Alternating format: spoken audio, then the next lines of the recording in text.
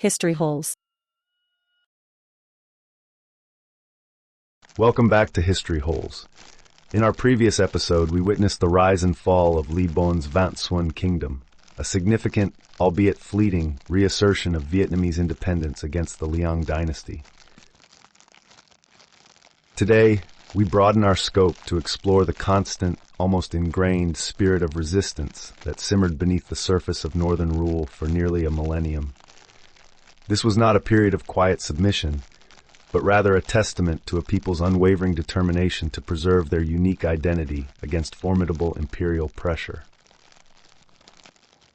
Part 1. The Genesis of Defiance. Our journey begins in the 3rd century CE as the brief glimmer of autonomy under Xi She had faded into memory. The people inhabiting Giao Chi and Cu Chun, ancestral lands of modern Vietnam, found themselves under the harsh dominion of the Wu Kingdom, an entity emerging from southeastern China. This was a time of deep-seated discontent, a crucible in which the seeds of rebellion were constantly being sown. From this simmering resentment, a remarkable leader emerged from Cu Chun, specifically in what is now Thanh Hoa province, Trieu Thị Trinh, immortalized as Lady Trieu. Her legend speaks of an extraordinary young woman, just 23 years old, who defied the conventional expectations of her era. Imagine her, of immense stature, with a voice that resonated with authority, proclaiming her fierce independence. She famously declared her preference to ride the wind and walk the waves, slay the big fish of the eastern sea, clean up the frontiers, and save the people from drowning, rather than endure the subservient life of a concubine. This powerful statement alone encapsulates her unwavering determination and the profound spirit of independence deeply rooted in the land and its people. In 248 AD, Lady Trieu mounted her rebellion. Leading thousands into battle atop a war elephant, her courage and ferocity instilled fear in the Wu administrators, who initially underestimated the force of her will. This uprising, led by a woman choosing overt defiance, stands as a powerful testament to the respected position and leadership roles women frequently held in early Vietnamese society. This pattern of strong female figures, like the Trung sisters before her, highlights a unique social dynamic where women were not merely passive figures but active, inspiring leaders. Despite Lady Trieu's inspiring leadership and her followers' fervent dedication, the Wu Kingdom, wielding overwhelming military might, ultimately suppressed the rebellion. However, Lady Trieu's story transcended military defeat. It blossomed into an immortal part of the Vietnamese saga of resistance, solidifying her as a timeless symbol of defiance. Her legend, passed down through generations, continued to inspire, ensuring that the flame of freedom, once kindled, could not be easily extinguished, a crucial thread in the continuous fight for national identity. Part 2. The Tang Shadow and the Enduring Spirit of Resistance. Following Lady Trieu's valiant yet ultimately suppressed rebellion, the narrative of Vietnamese resistance continued to unfold under the Tang dynasty. As the 8th century dawned, what was known as An Nam, or pacified south to the Chinese, existed as a protectorate of the formidable Tang Empire. While the Tang brought periods of stability and even prosperity, discontent festered, particularly on the distant southern frontiers where imperial demands were felt most acutely. From this southern periphery, near modern Ha Tint province, emerged Mai Thúc Loan. This local leader, who came to be known as Mai Hak Dae, the Black Emperor, galvanized popular anger. A significant catalyst for his uprising was the arduous Tang imposition of tribute, notably the requirement to transport perishable lychees over vast distances to the imperial court. This seemingly minor demand symbolized the extractive nature of foreign rule and fueled widespread resentment among the populace. In 722 AD, Mai Thúc Loan ignited a massive insurrection, which Tang records starkly described as a great spasm of violence. He managed to assemble an astonishing host of 400,000 individuals, a diverse coalition drawn from mountain communities, coastal populations, and even peoples from beyond the immediate Tang frontier. His forces surged northward, catching the Tang authorities off guard and temporarily seizing control of the entire protectorate of An Nam. For a brief period, the dream of an independent realm, free from the imperial yoke, appeared tangible. However, the Tang Empire, Despite facing internal rebellions and having withdrawn some military units from Annam to counter rebellious generals in northern China in the 750s and 760s, proved resilient. A swift and brutal counter-mobilization of Tang forces from the north descended upon Annam, crushing meticulously's immense uprising and resulting in the slaughter of the Black Emperor and his followers. This overwhelming display of Tang military superiority served as a grim reminder of imperial power. Yet, even in its brutal suppression, meticulously's rebellion undeniably highlighted the deep-seated grievances that could ignite such massive insurrections, reinforcing the inherent difficulty of extinguishing the spirit of resistance once it had taken root. As the 8th century progressed, the Tang Empire's central authority continued its decline due to widespread rebellions within China. In the distant protectorate of Annam, this imperial weakening translated into a noticeable erosion of control. It was into this shifting power vacuum that Feng Hung, a local leader from the ancient and historically significant region of Meiling, rose to prominence. Meiling, as we know, carried immense symbolic weight, being the legendary seat of the Hung kings and the ancestral home of the Trung sisters. Feng Hung, stemming from a prominent family, chose to assert an indigenous title rather than an imperial one, further signaling a move towards local autonomy. Unlike the preceding, more violent uprisings, Feng Hung's ascent to power was largely peaceful. He entered the capital of Daila following the death of a Tang protector general and established a brief but historically significant period of local rule. This represented a nuanced form of resistance, characterized not by direct military confrontation, but by a shrewd and pragmatic act of self-governance in the absence of effective foreign control. It was an assertion of local power that subtly chipped away at the notion of absolute imperial authority. A truly pivotal moment in the development of a distinct Vietnamese political identity occurred after Feng Hung's death in 789 AD. A struggle for power within the Feng family ensued between his son and his brother. The victorious son, in a profoundly symbolic act of indigenous kingship, honored his deceased father with a posthumous title that included the earliest known use of the vernacular Vietnamese word vua, meaning king. This term, related to the Vietnamese word for father, bo, and potentially to a Thai word for chieftain, represented a significant step towards a uniquely Vietnamese assertion of supreme leadership, distinct from Chinese imperial investiture. It clearly showed a growing sense of a separate Vietnamese political identity, rooted in their own language and traditions. Ultimately, in 791 AD, the Feng family peacefully submitted to a newly appointed Tang general. This was not a military defeat, but rather a pragmatic recognition of shifting political realities, demonstrating a sophisticated understanding of when to accommodate imperial power and when to assert local autonomy. The brief ascendancy of the Feng family thus served as an important episode in Vietnam's long history of local powers, maintaining a semblance of order and self-governance during periods of external imperial weakness. The continuous thread of these smaller rebellions kept the flame of independence alive, ensuring that the millennium of northern rule, though impactful, would never completely extinguish the Vietnamese spirit.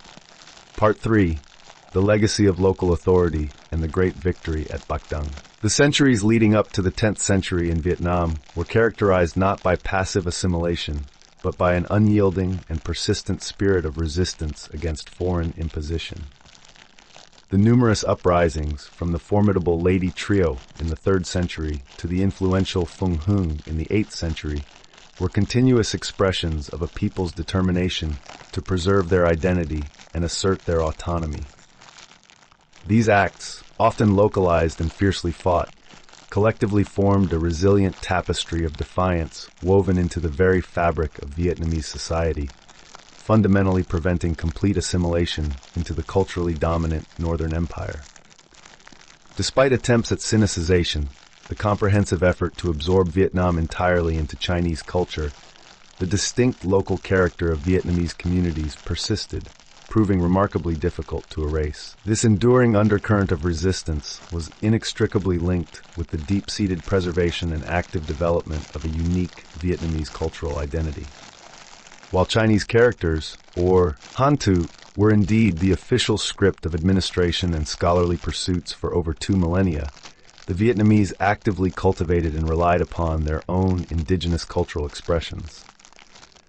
This included a rich tradition of oral storytelling, vibrant local customs, and deeply held spiritual beliefs that reinforced a powerful sense of shared heritage and difference from their northern overlords. These indigenous developments were not merely passive cultural remnants. They laid crucial groundwork, visibly demonstrating that the roots of Vietnamese civilization were profoundly deep and organically grown, rather than simply transplanted or superimposed from external influences. This cultural resilience ensured that despite centuries of foreign rule, the Vietnamese maintained a core sense of who they were. By the late 8th century, the Tang Empire's central authority had significantly declined due to internal rebellions in China. In the distant protectorate of Annam, this imperial weakening translated into a noticeable erosion of control. Local military commanders began to vie for ascendancy, some of whom, like Fung Hung, were of local origin and claimed an indigenous rather than an imperial title. This period saw local powers striving to maintain a semblance of political order in a time of dynastic emergency in the north. The Cuc family, a prominent clan from the heartland of Jiao province, east of modern Hanoi, exemplified this local authority. When the Tang dynasty was officially replaced by the later Liang dynasty in 907 CE, Cuc Thuami, the leader of this family, transferred his allegiance, maintaining legitimacy as a loyal imperial official, rather than attempting to found a new dynasty. Their strategy was to pose as officials of an empire that no longer existed, ostensibly waiting for a new imperial house to re-establish order in the north. The decisive turning point arrived in 938 CE at the pivotal Battle of Bạch Đằng River. This was far more than just a single military confrontation. It was a moment that irrevocably altered the course of Vietnamese history, marking the true re-establishment of Vietnamese sovereignty after a prolonged period of foreign domination. Ngô Quyền, recognized as a brilliant military strategist, possessed an astute understanding of his homeland's unique coastal geography and the tidal rhythms of the river. He masterfully exploited these natural elements, devising a cunning and ingenious trap for the invading Southern Han fleet. His strategy involved implanting iron-tipped stakes deep into the riverbed, strategically hidden beneath the water's surface at high tide. As the unsuspecting Southern Han fleet sailed into the Bạch Đằng estuary, confident in their numerical superiority and accustomed to open naval engagements, they were unaware of the peril that awaited them.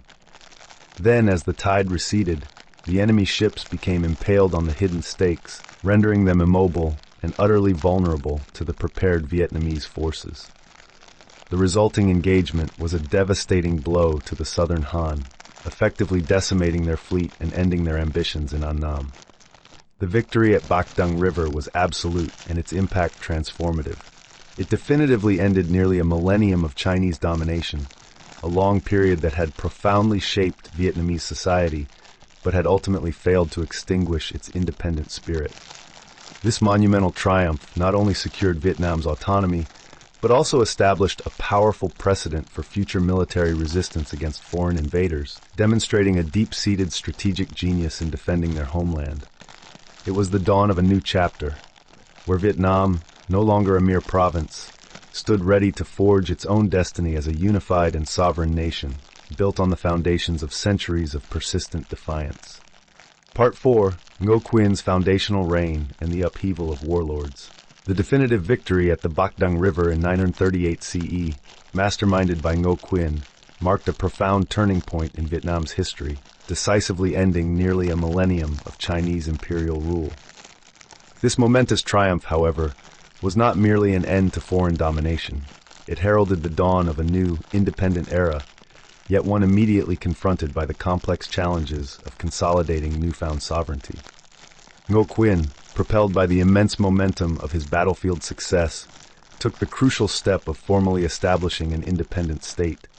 He consciously modeled his royal court and its protocols on the 10 kingdoms that had emerged in China after the Tang dynasty's collapse, adopting titles, ritual etiquette, and even dress codes that mirrored imperial practices of the north. In a deeply symbolic move, and one that connected his new realm to Vietnam's mythical past, he chose Co Loa, the ancient fortress associated with King An Duong, as his capital. This strategic positioning of his capital north of the Red River, in the heartland of Old Jiao Province, where the Chinese-speaking population had historically concentrated, suggests Ngô Quyền understanding of the need to integrate diverse elements of the populace into his new state. However, Ngô Quyền reign, though foundational, was tragically short-lived. He died in 944 CE at the relatively young age of 46, before he could fully stabilize his accomplishments and firmly establish a lasting dynastic structure. His premature death plunged the nascent kingdom into a period of severe internal fragmentation and conflict, a tumultuous era often referred to by Vietnamese historians as the Upheaval of the 12 Warlords.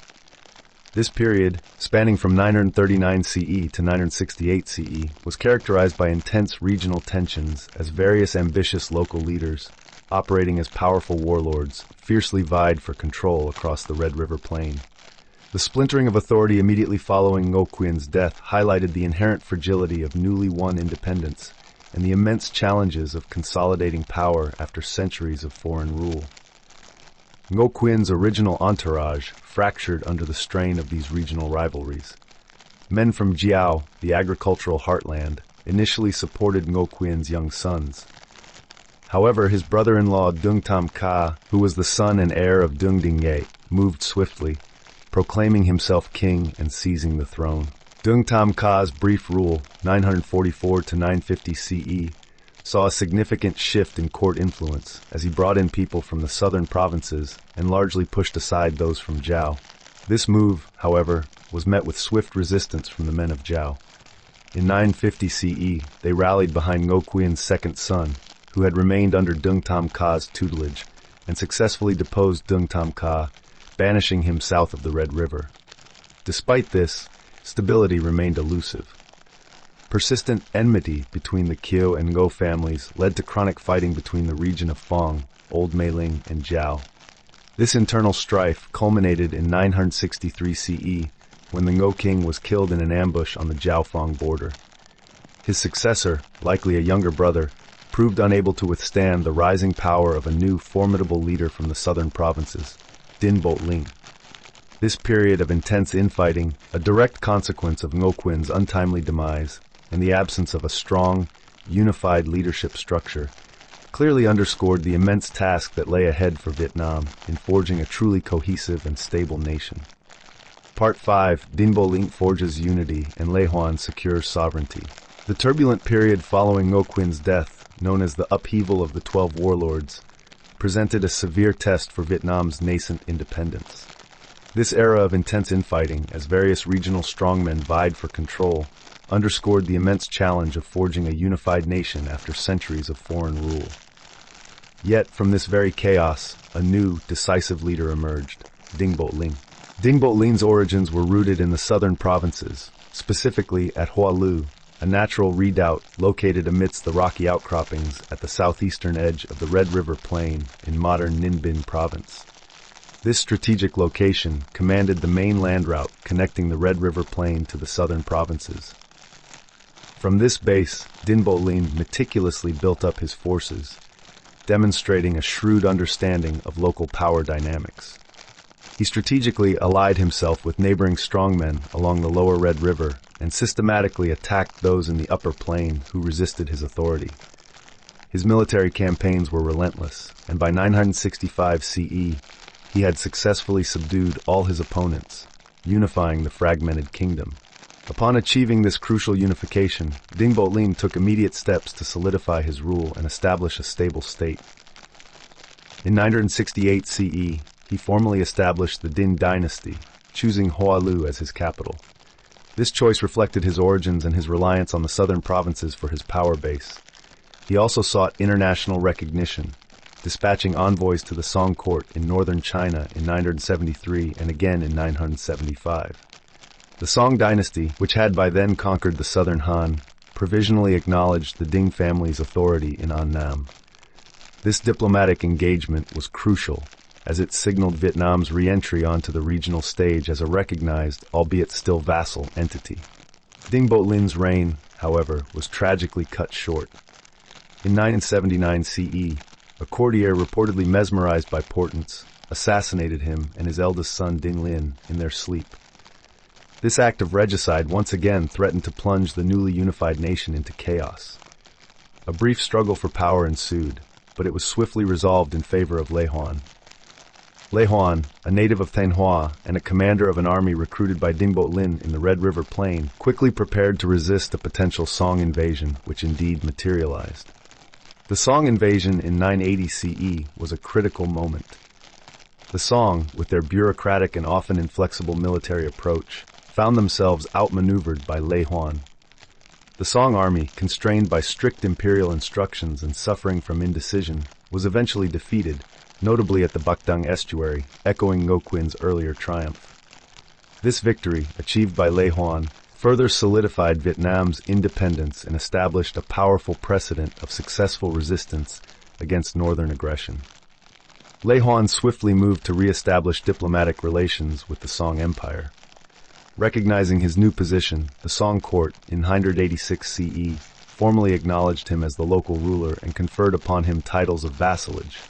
This established a dynamic of formal vassalage with autonomy that would define Sino-Vietnamese relations for centuries to come.